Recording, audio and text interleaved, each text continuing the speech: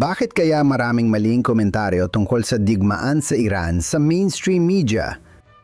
Para sa karamihan ng mga madaldal na komentarista, mas mahalaga ang kamangmangan, ideolohiya at pagkakampi kaysa sa totoong impormasyon. Hindi lang ito dahil tutol sila sa mga desisyon ni na Pangulong Donald Trump at punong ministro Benjamin Netanyahu na gumamit ng puwersang militar laban sa Tehran para pigilan ang paggawa ng sandatang nuclear, mga misil at pagpapalaganap ng terorismo sa gitnang silangan at iba pang bahagi ng mundo.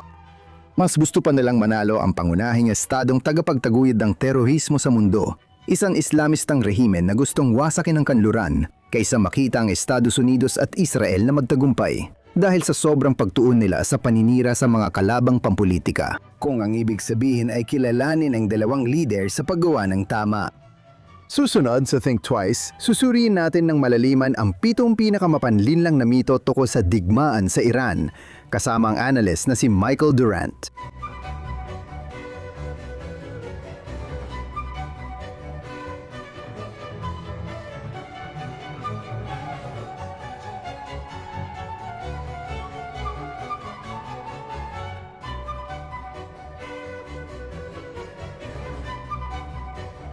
Kamusta? Welcome sa Think Twice. Ayon sa mainstream media, mga leader ng patakarang panlabas at mga kalaban ni Pangulong Donald Trump, malaking kapalpakan daw ang digmaan ng Estados Unidos at Israel laban sa Iran.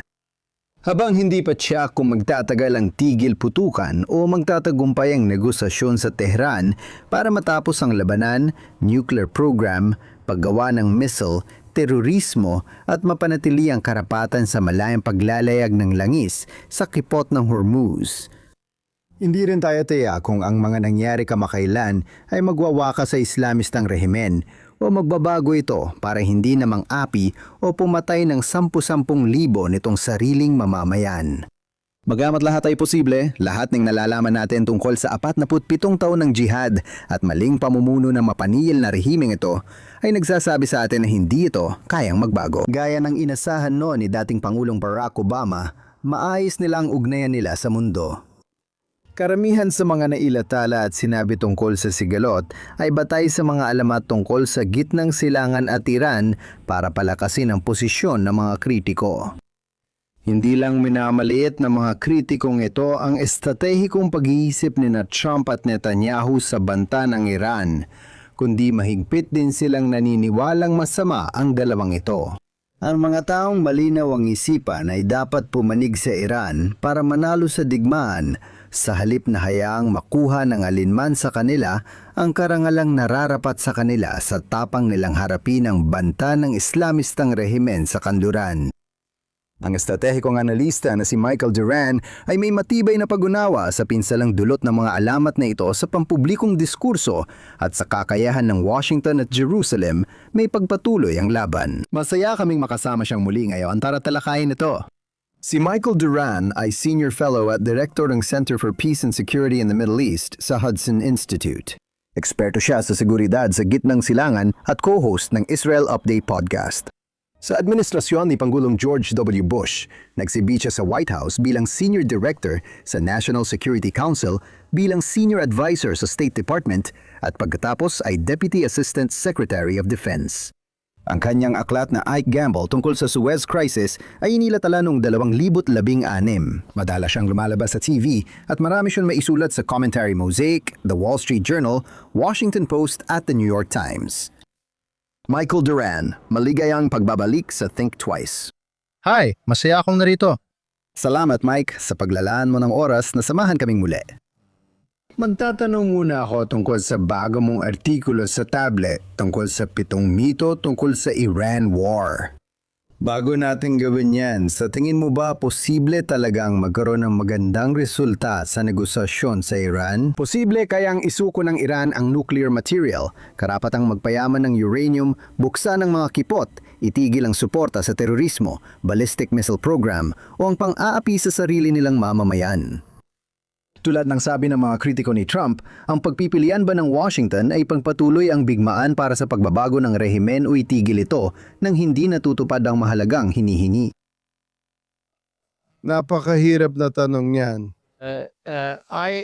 Sa tingin ko, ang pinakamalamang na kalalabasan ng digmaan ay katulad ng naging resulta ng digmaan sa Iraq noong 1991. Meron tayong isang sugatan, ngunit labis na pinahina na rehimen na pilit na nagpapatuloy.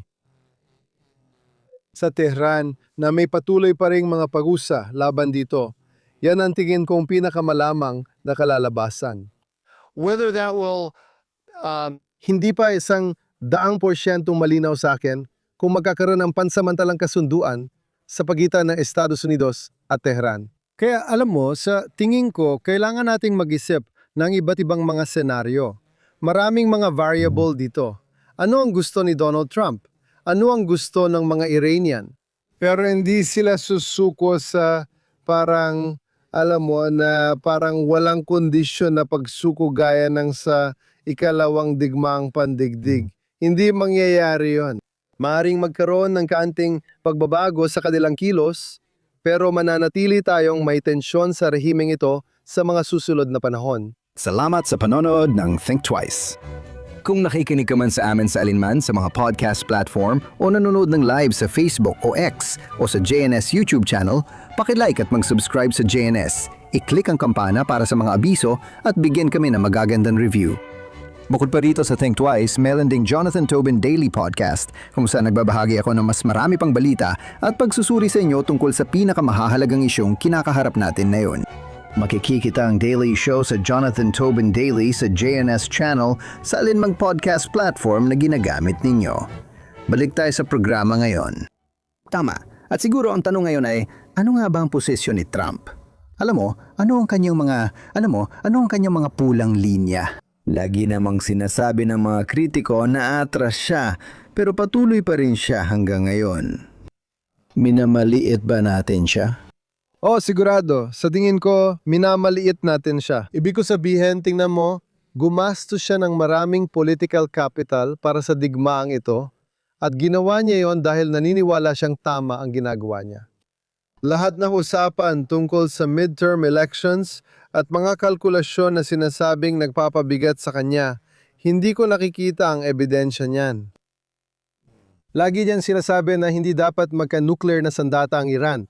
Bakit hindi mo maintindihan? Para sa kanya, yun ang pinakamahalaga. Hindi ko tingin na kailangan pa nating mag-aksaya ng oras sa pag-aanalisa niyan. Marami akong hindi maintindihan sa kanyang pulisya at mga limitasyong hindi niya tatawaran. Marami pang hindi tiyak. Sa tingin ko, maaari hindi pa siya sigurado sa gagawin niya, pero malinaw na ayaw niyang magkaroon ng sandatang nuclear ang Iran. Dapat malinaw na ito sa lahat. Pareho kaming napansin na sinabi ni Tom Friedman ng New York Times na hayagan siyang pumapanig sa Iran dahil sa galit kay Trump at Netanyahu, bagay na di dapat sabihin ng malakas. Pasensya na kung na-istorbo kita. Kailangan natin pasalamatan si Tom Friedman. Alam naman na natin yon. Pero salamat pa rin, Tom, sa pagpapalinaw nito ng husto. ganoon din ang naramdaman ko. Pero maaari mo bang ipaliwanag kung bakit sina Friedman at ang iba pang miyembro ng liberal media at mga nasa foreign policy establishment ay sobrang committed sa tinatawag mong peke nilang realism? Sa anyo ng mga paniniwalaang hindi makalulutas ng anuman ang mga solusyong militar, mahalaga ang diplomasya para sa sarili nitong layunin at ang katatagan ng rehiyon ay nangangailangan na talikuran ng US ang Israel. Alam mo, ortodoksiya ni Leon, pero wala namang objetibong dahilan para paniwalaan ng kahit sino na totoo ang mga iyon. Sa tingin ko, kailangan din nating bigyan sila ng kaunting kredito. Hindi ko iniisip na purong pagkukunwari ang sinasabi nila o kasinungalingan. Sabay nilang pinanghahawakan sa isip ang magkakasalungat na ideya. At ginagawa nila yon dahil may theological na pagkakaiba sa pagitan nila at ni Trump. Sa pananaw nila, theological na nakainsulto si Trump. At dahil theological na nakainsulto si Trump sa mga Europeo, naiintindihan niya ang takbo ng mundo sa paraang ibang-iba sa pinaniniwalaan nila. Kaya kapag sinabi nilang siya ay rasista, pasista o authoritarian, talagang naniniwala sila ron. Naman. Kahit na sa isip ko, wala o halos walang ebidensyang objektibo tungkol doon, ang ebidensyang objektibo ay sila ang nagmanipula. Ginamit ng mga institusyon ng gobyerno ang legal na sistema ng gobyerno para habulin siya sa paraang hindi tama na otoritarian. Para sa akin, mas matibay na argumento yon. Ibig ko sabihin para sa akin, malinaw na yon at iba pa. Pero hindi nila nakikita yon at naniniwala silang tama sila dahil ayaw nilang gumana ang mundo ayon sa mga patakaran na iniisip ni Donald Trump na umiiral. Oo, parang hindi nga yun makatuwiran para sa kanila. O mas malala pa, sa isang banda, nararamdaman nila na kung may saysay nga ito, kung kaya niyang gumalaw ayon sa mga patakarang ito, ibig sabihin, mali lahat ng pinaniwalaan nila at hindi nila matatanggap yon. Kaya ipinaglalaban nila yon, ipinaglalaban nila ang pananaw na yon, ang pag-unawa sa sarili nila bilang mga matuwid na tao na nagsisikap bumuo ng mas mabuting mundo. Lahat ng yon, pangarap nila ng mas mabuting mundo. Sa isang banda, utopian sila at naniniwalang sila ang mga moral na naliwanagan na tao na bumubuo ng utopia at siyang humahadlang. Hinahadlangan niya ito. Nasa mas malalim na philosophical na antas ito. Si Tom Friedman, kung magkakape kami at mag-usap, aakalain niyang realist siya. Pero hindi naman. Oo, maganda yung ganung pananaw. Para na rin siyang theological. Nagsulat ka ng isang mahalagang artikulo sa tablet tungkol sa 7 mito ng digmaang kinasasangkutan ng Iran. At ang una doon ay na ito ay isang digmaang piniri lang, isang bagay na tinatanggap na lang ng mga demokratiko at ng kanilang mga taga-suportang media. Bakit sila nagkakamali tungkol doon? Nagkakamali sila tungkol doon. Dahil ang Iran ay nag-iipon ng napakalaking arsenal ng mga misil na mapapahintulot dito na pigilan, hadlangan ng anumang pag-atake sa kanilang nuclear program. Kasabay nito, umuusad sila sa pagkakaroon ng sandatang nuklear. Kaya ang programang nuclear ay napoprotektahan ng napakalaking arsenal ng mga ballistic missile. Noong Hunyo sa Operation Midnight Hammer, sa tingin ko ay pinakita ni Pangulong Trump sa pamunuan ng Iran na handa siyang kumilos. Ipinakita niya na may kakayahan siyang kumilos. At inakalaan niyang lalambot ang paninindigan nila at papayag na makipagkasundo sa kanya tungkol sa issue ng nuklear. Pero hindi yon nangyari. Sa halip, mas pinatibay nila ang posisyon nila. Lalong pinatibay ni Khamenei ang programa at balak niya itong ilagay sa tinatawag na Zone of Immunity kung saan magiging napakalaki ng magiging kapalit kung atakihin ang programa. Dahil sa mga misil at drone, kailangan nang gawin ang aksyon ngayon. Ngunit ayon sa mga kritiko ni Trump, parang walang nangyari at tila walang katotohanan ng lahat. At siguro, dito na papasok ang pangalawa mong sinulat na alamat, dahang paniniwala na gumagana ang nuclear deal ni Obama, ang JCPOA, bago ito pinawalang bisa ni Trump. Ano sana ang naging mga kahihinatnan kung nakinig si Trump sa establishmento noong 2018 at pinanatili ang kasunduan? Sa totoo lang, ang ideya na ang JCPOA ay isang solusyon, isa yan sa mga malaking konklusyon na dapat nating makita na mali dahil sa issue ng Zone of Immunity na dulot ng mga missile at drone. Ipinagpalit ng JCPOA ang pansamantala at napakapansamantalang mga restriksyon na madaling baligtarin sa mga stockpile ng enriched uranium at sa antas ng enrichment. Kapalit nito ay malawakang pag-alis ng mga parusa.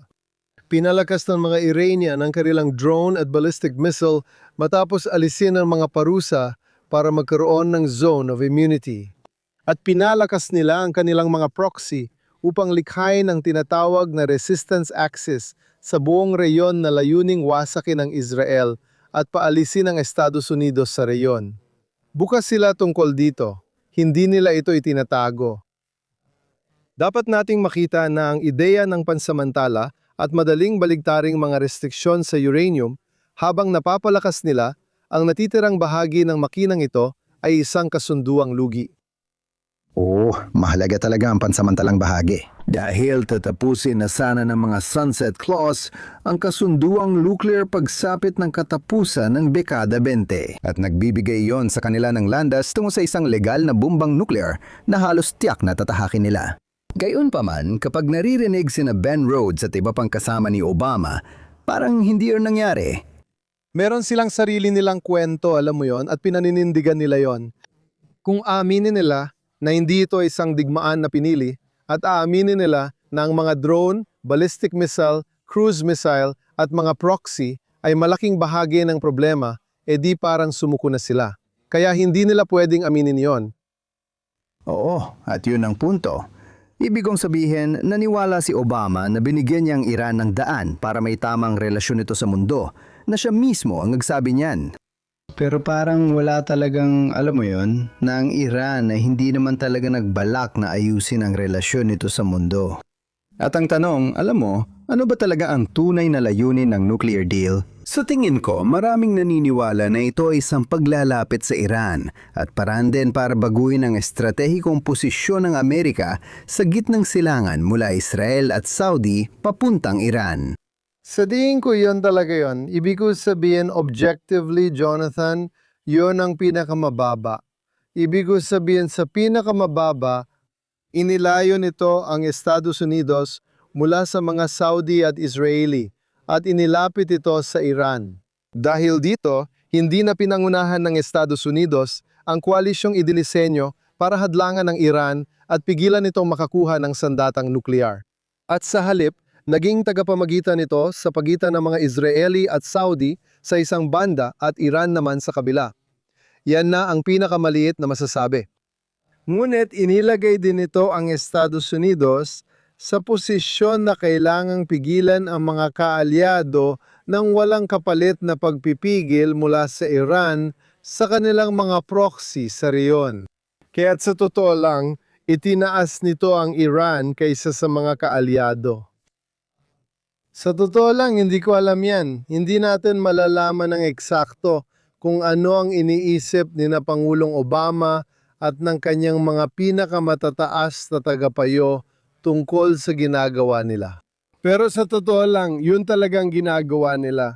Sa tingin ko, si Pangulong Obama ay isang napakatalinong tao. Malinaw mo yung makikita.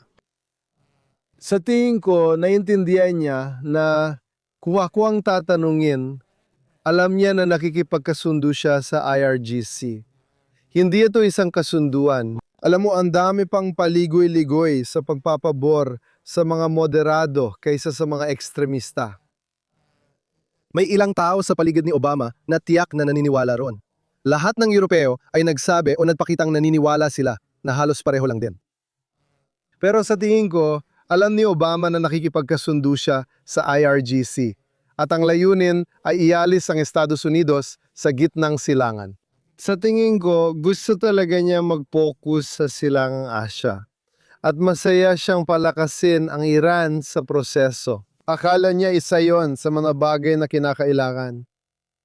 Oo, at siguro dito na papasok ang susunod na mito na isinulat mo, na ang ideya na binaligtad ni Trump ang mga nagawa ni Biden sa pamamagitan ng pagalis ng Amerika sa mga digmaan sa gitnang silangan.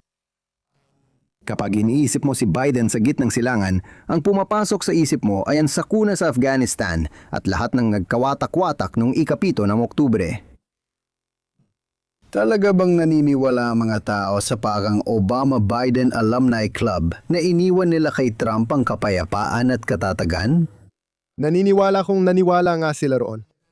Marami sa kanila ay naniwala. Mulay, bumabalik ito sa tanong na theological question.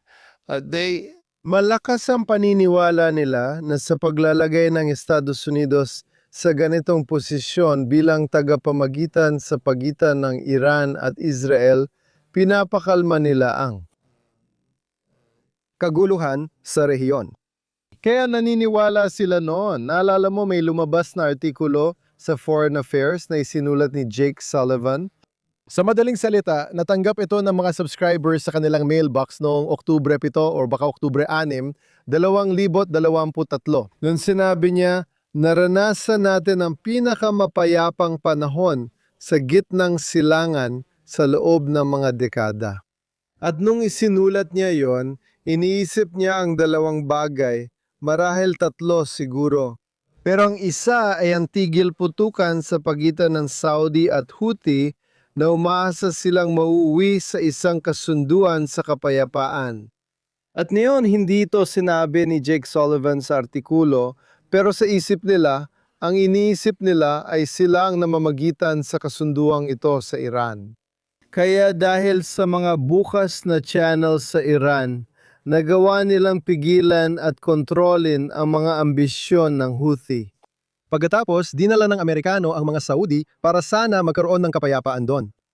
Ang isa pang ginawa nila ay namagitan sila sa kasunduan sa maritime border ng Israel at Lebanon na sa kanilang pananaw ay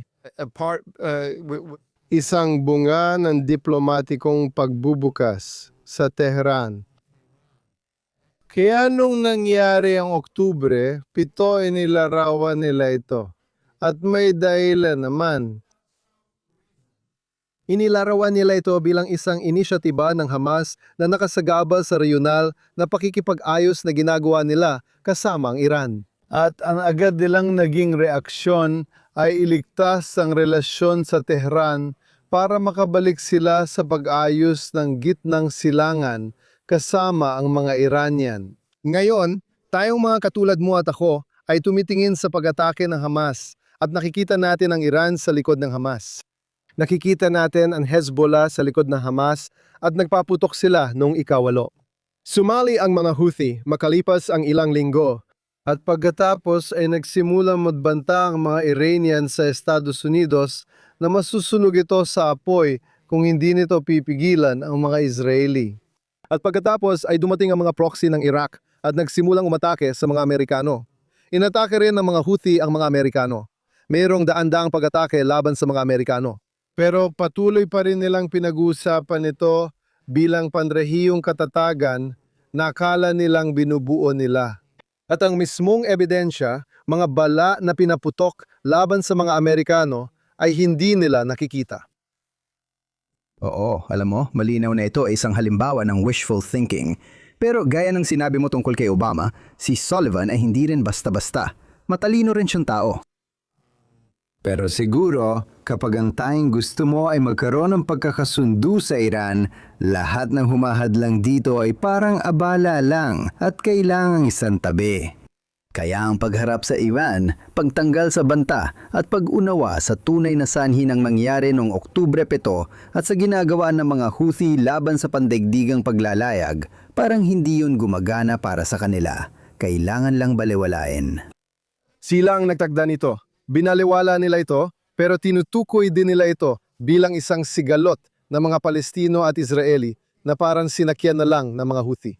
Kaya ang buong focus ng kanilang pulisya noong panahong yon ay makakuha ng tigil putukan sa Gaza dahil inisip nila na iyon ang maglilimita sa lahat ng iba pang nangyayari sa reyon.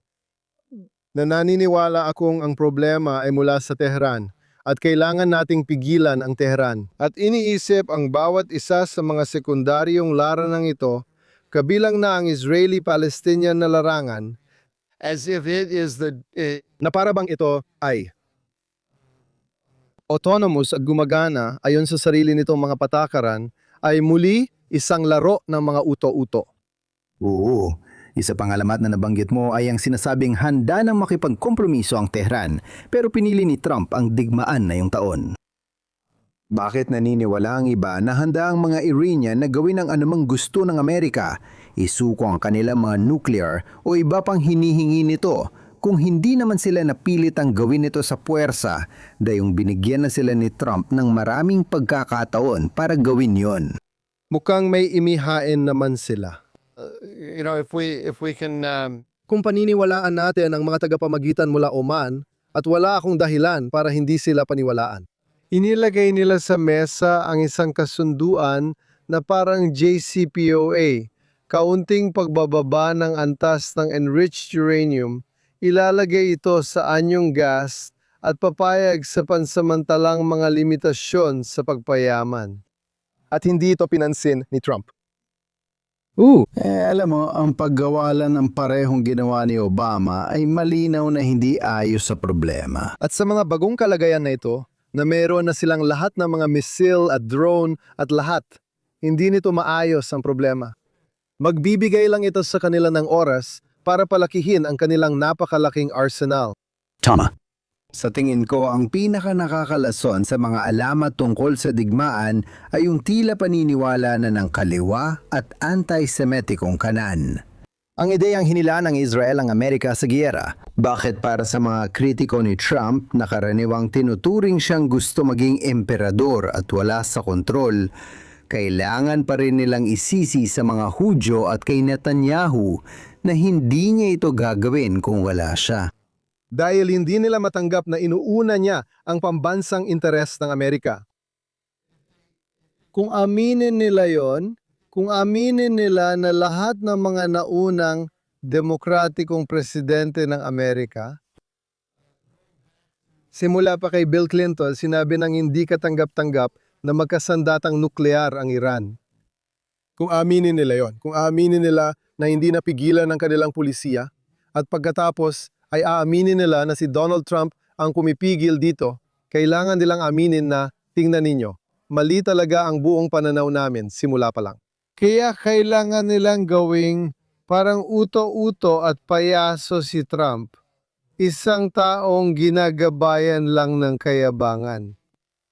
At pagkatapos, kailangan natin ng Svengali ni Bibi Netanyahu para makialam, para masabi rin natin yon sa proseso. Maaari rin nating sabihin ng malaking kawalan ng tiwala ng mga progresibo sa Israel na alam nating dalawa ay nakabase sa anti-Semitismo. Pero maaari nila ito ibalot muli bilang maingat na pangangalaga sa interes ng Amerika.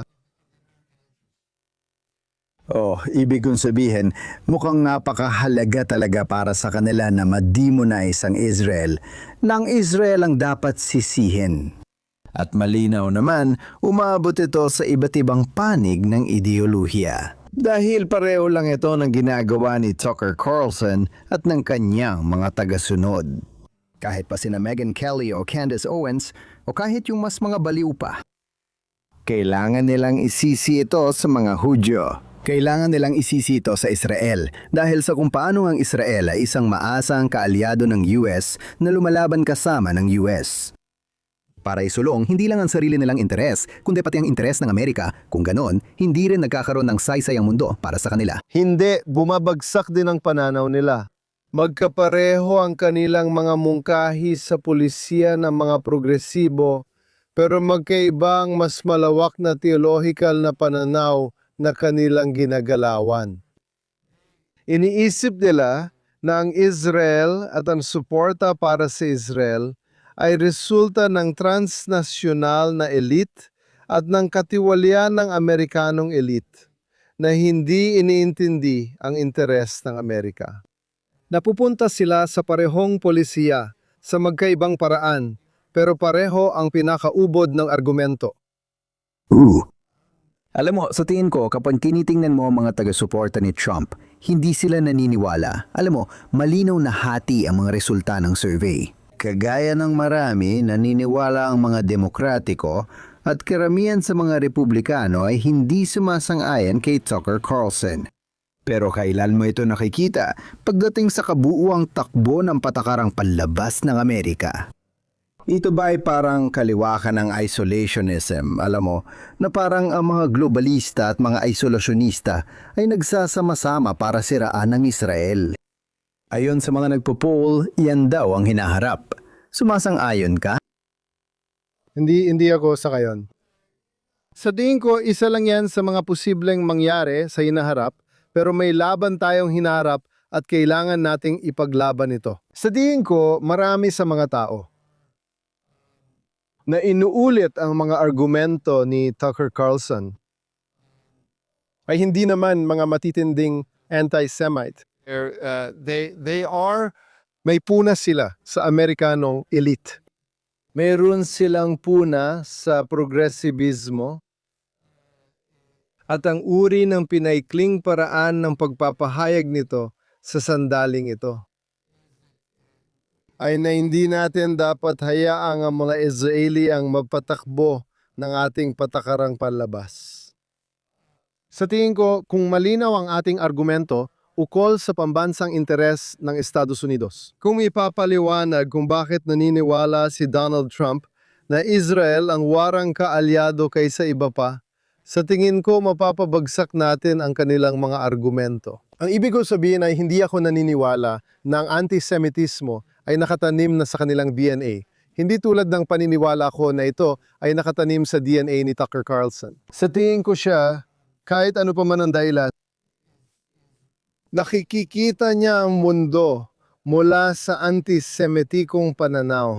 Sa tingin ko, walang saysay makipagtalo sa kanya, pero naniniwala ako marami sa kanyang tagasunod, lalo na ang mga kabataang kulang sa karanasan, ay maaari pa nating mabago.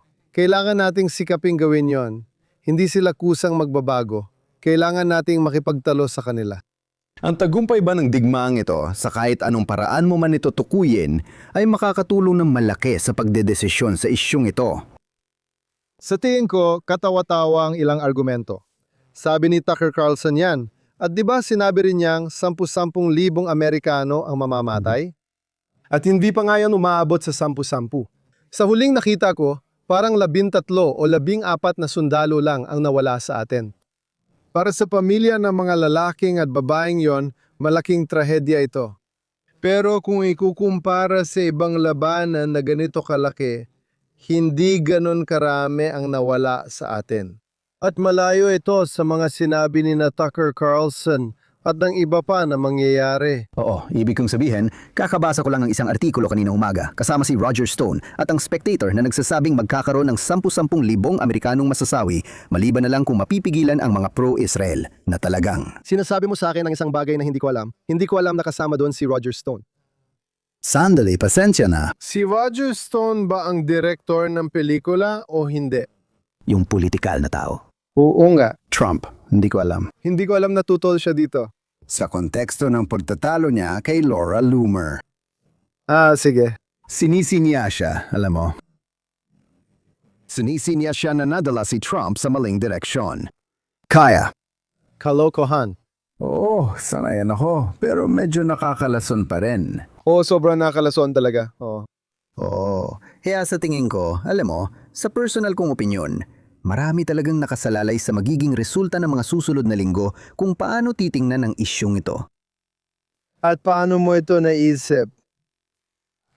Alam mo, ayaw kong magpaka-negatibo at ayaw kong maging sobrang positibo, pero sigurado akong kung walang magandang mangyayari dito, lalo na kung tatagal ito, na sa tingin ko ay hindi gagawin ni Trump o kung sakaling makipagkasundo siya na parang sumusuko sa mga Iranian. Malinaw na magbibigay yon ng lakas ng loob sa mga masasamang tao.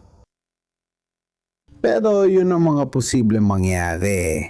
Tingnan natin kung ano ang mangyayari.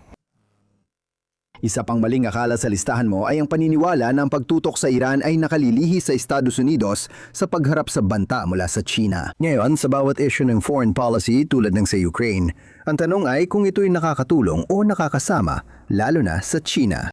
Sa palagay ko, kung papayagan nating mangibabaw ang Iran na kaalyado ng China sa gitnang silangan, hindi ba panalo yon para sa Beijing at hindi mabuti para sa interes ng US? Isang ganap na tagumpay ito para sa Beijing. Ang estruktura ng politika sa gitnang silangan na itinayo ng JCPOA ay lubang pumabor sa China. Dahil una sa lahat, bumibili ang China ng langis mula sa Iran sa napakalaking diskwento, halos kalahati ng presyo. Depende kung paano mo gustong kalkulahin, mga 60% ng presyo, mga ganon. Kasabay nito sa pamamagitan ng informal na network sa pananalapi na itinayo ng Iran para hawakan ang mga bayad na ito, gumagawa ang China ng isang sistema para minsan dolyar ang gamit sa transaksyon. Nagbayad sila ng yuan na kinonvert sa dolyar. Gumagawa rin sila ng alternatibong sistema na hindi tinatablan ng mga parusa ng Amerika. Magbibigay ito sa kanila ng kakayahang makipagtransaksyon sa gulpo sa mga paraang nakakasama sa Estados Unidos. At sa pamamagitan ng pagpapalakas ng banta ng mga misil at drone ng Iran, Pinipilit nila ang mga kaalyado ng Estados Unidos sa Gulpo na kumiling sa China. Malaki ang naging pagbabalanse mula nang magkaroon ng JCPOA noong nakaraang dekada. At nakita mo yan halimbawa sa UAE na nagtatag ng isang shadow banking system. Lahat ng bayad ng China sa Iran ay dumadaan sa Dubai. At naniniwala akong nagbabago na iyon mayon. At magandang resulta yan ng digmaan. Pero ang pinaka-importante ay ang mga drone at lalo na ang mga ballistic missile. China Nagbibigay ang China sa Iran ng mga pangunahing teknolohiya at mahahalagang chemical para sa paggawa ng mga ballistic missile na ito. Tinanggal ng mga Israeli ang planetary mixers na ginagamit sa paggawa ng medium-range solid fuel propellant ballistic missiles na malaking banta sa Israel. Tinanggal yon ng Israel noong Oktubre ng 2024. Kinuwenta nila noon na napatigil nila ang kakayahan ng mga Iranian na gumawa nito na hanggang 1 taon. Agad na pumasok ang mga Tsino at ibinigay sa kanila ang mga mixer na kailangan nila at ang mga chemical na sangkap para makagawa ng solid fuel na gagamitin sa paggawa ng solid fuel propellant. At bakit? Aba, may ilang bagay silang napapala rito, Jonathan. Una, binibigyan nila ang Iran ng kakayahang isara ang kipot ng Hormuz at ang mga Houthi ng kakayahang isara ang Bab al-Mandab. Malaking pakinabang ito sa Tsina kung may digmaan sa Taiwan dahil 20% ng lahat ng pandaigdigang bentahan ng enerhiya ay dumadaan sa Strait of Hormuz. Lahat ng kaalyado ng Tsina sa silangang Asya tulad ng South Korea, Japan, Taiwan, Australia at India ay umaasa sa langis mula sa gitnang silangan. Kung magkadigmaan, pwedeng putulin ng China ang supply ng enerhiya. Mga kalaban nito. Hindi lang nila binigay sa mga Iranian ang mga misil o ang mahahalagang bahagi ng mga ito, binigay din nila ang datos para sa pagtukoy ng target. At ibinigay din nila sa mga Houthi ang datos para sa pagtukoy ng target para makaatake ang mga Houthi sa mga barkong Amerikano pagkatapos ng Oktubre 7. Embargo o pagarang sa Bab el-Mandeb. Jonathan, may 3 entidad sa mundo na may mga anti-ship ballistic missile. At ang mga yon ay ang China, Iran at ang mga Houthi. At may dahilan kung bakit ganito. Ang anti-ship ballistic missile ay isang missile na dinisenyo para sa iisang layunin lamang. At iyon ay ang atakihin ang mga American aircraft carrier kapag sila ay gumagalaw sa masisikip na lugar. Kaya ginagamit ng China ang pag-atake ng mga Houthi sa mga barkong Amerikano sa Navy ng Amerika bilang isang laboratorio para pag-aralan kung paano kikilos ang Estados Unidos sa isang bigmaan dahil sa Taiwan. Kaya mula sa pananaw ng China, tinitingnan mo ito at iniisip mong ito ay isang mahusay na paraan. Para pilitin ang Estados Unidos, ilipat ang mga puwersa at kagamitan ito mula sa silangang Asya patungo sa gitnang silangan. Magandang paraan ito para obserbahan ka. Laboratorio ito ng labanan para pag-aralan kung paano kikilos ang mga Amerikano. At kung may digmaan, pwede ko ring itigil ang supply ng langis sa mga kaaway ko. At habang nangyayari ang lahat ng ito, nakakakuha ako ng murang langis mula sa Iran. Kaya naman, binabaligtad ni Trump ang sitwasyon nila dito ng napakalaki. Sa tingin ko, isa itong mahusay na galaw at hindi ito nabibigyan ng sapat na pansin. Sa tingin ko, ang mga benepisyong makukuha ng Estados Unidos dahil sa operasyong ito kaugnay ng China ay hindi nabibigyan ng sapat na pansin na nararapat para dito. Mahalaga ang punto yan. Ngayon, ang huling maling paniniwala sa iyong listahan ay ang paniniwalang sina Trump at Netanyahu ay uhaw sa digmaan at nagpapakalat ng mga katang-isip. Hindi ba ito simpleng paniniralang sa mga kalabang pampulitika na naging maingat naman? Alam ko, si Netanyahu ay talagang laging pabor sa paggamit ng puwersa. Pero alam mo, gaya ng sinabi mo na rin sa ibang pagkakataon, parang relihiyosong paniniwala na ito. Napansin ko na ngayon, parang ang politika na ang pumalit sa papel ng relihiyon sa buhay ng marami. Kaya kailangan nilang may gawing demonyo. Ang pangunahing kalaban mo ay kailangang ituring na parang demonyo. O kaya mo nararamdaman na mabuti at tama ka. At gaya ng sinabi natin dati sa ibang konteksto, kung sila ay kumikilos sa isang maingat na paraan, sa paraang nakabubuti sa pambansang interes ng Amerika, mababasag ang buong pananaw ng mga progresibo. But Pero ibig ko sabihin kung ang alyansa ng US at Israel na pinalakas ni na Trump at Netanyahu ay gumagana, lubos nitong binabago ang buong konsepto ng kaayusan sa gitnang silangan na sinusubukang buuin ng mga progresibo ngunit hindi nagtatagumpay hanggang ngayon. Nilalabanan nila ito. Naalala mo ba ang 5 hindi o 3 hindi ni John Kerry tungkol sa yeah, about sinusubukang mamagitan ng kapayapaan sa pagitan ng mga bansang Arabo, mga estado sa Gulpo, at Israel nang hindi muna nakakamit ang two-state solution.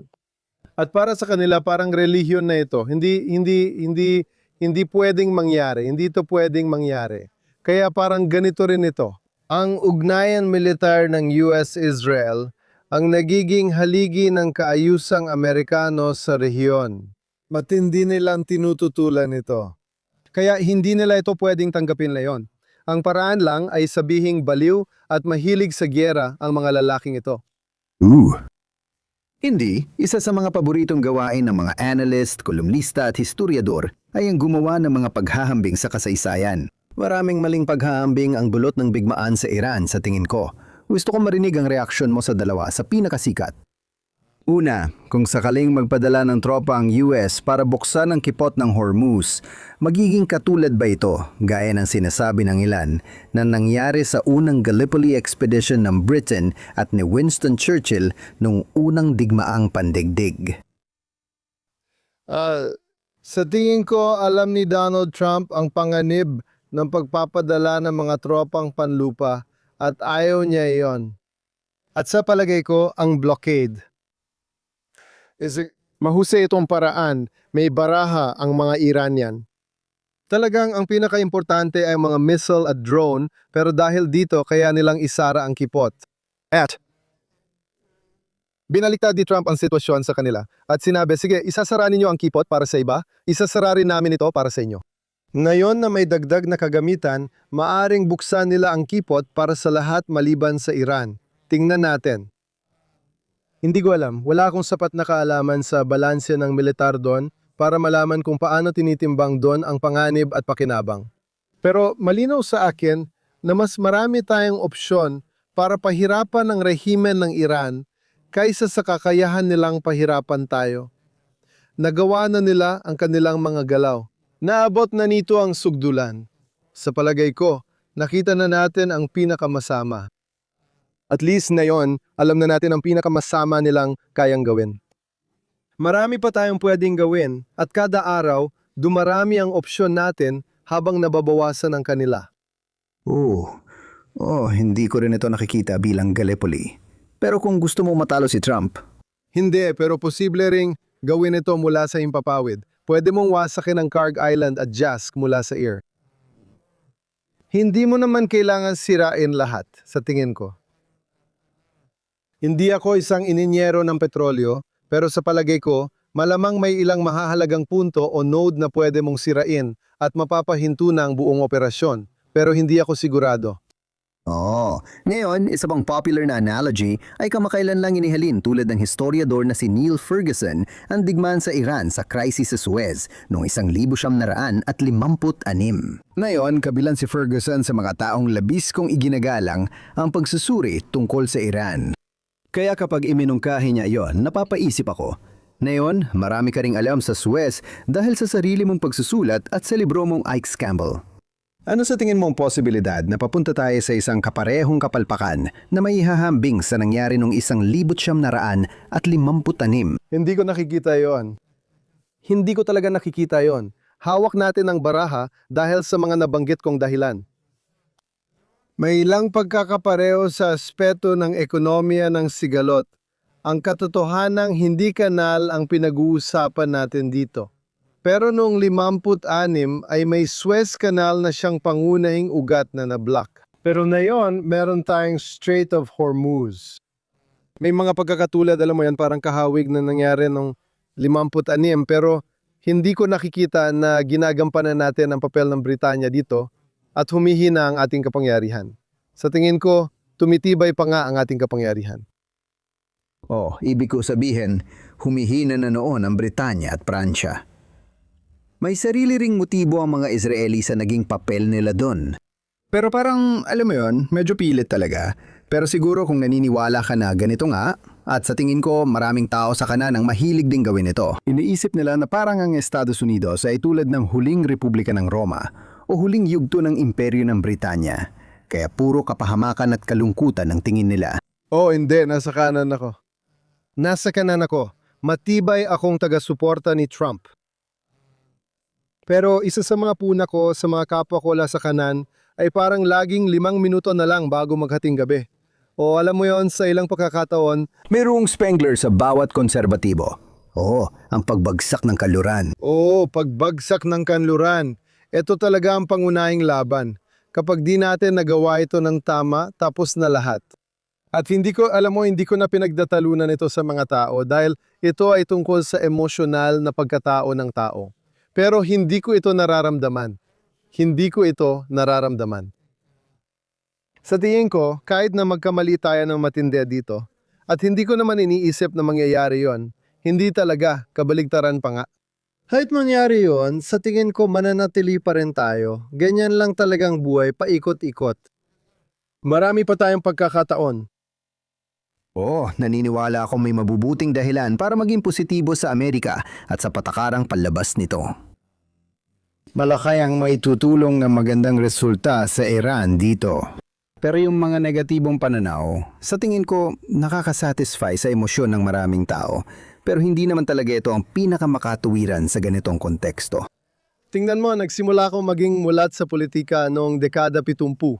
At lahat ng tao noon ay sinasabing ang dekada 60 ang katapusan ng sibilisasyon noon. At paulit-ulit lang itong nangyayari. Paulit-ulit nawawala ang sibilisasyon pero narito pa rin tayo. Oo, sabi nila ang mga Hudyo ay isang bayang laging sinasabing namamatay, pero totoo rin yun. Salamat Mike sa pagsama ngayon.